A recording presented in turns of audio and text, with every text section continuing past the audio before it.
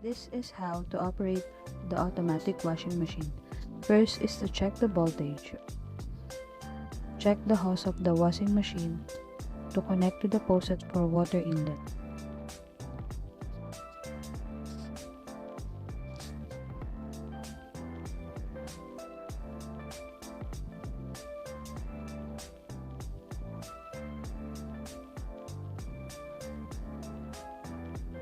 Plug in the washing machine.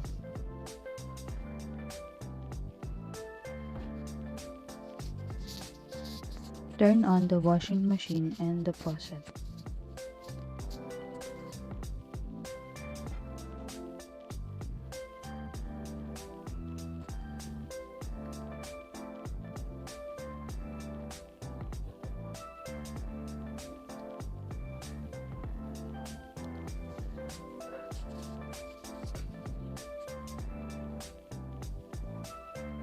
Check the water level.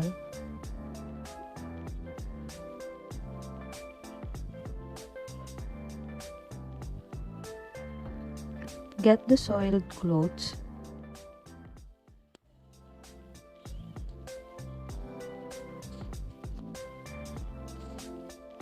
And put the detergent and fabric conditioner if there's any.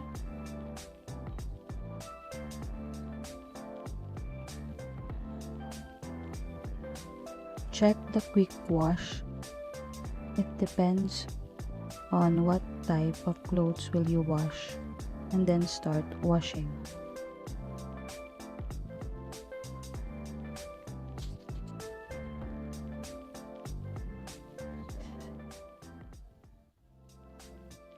After a few hours of washing, put the clean clothes in a pail.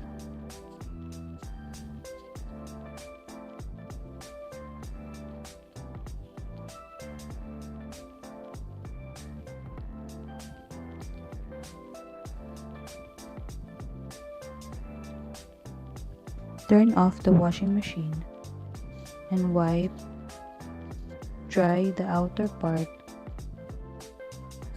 of the washing machine with clean clothes. Unplug it from the outlet.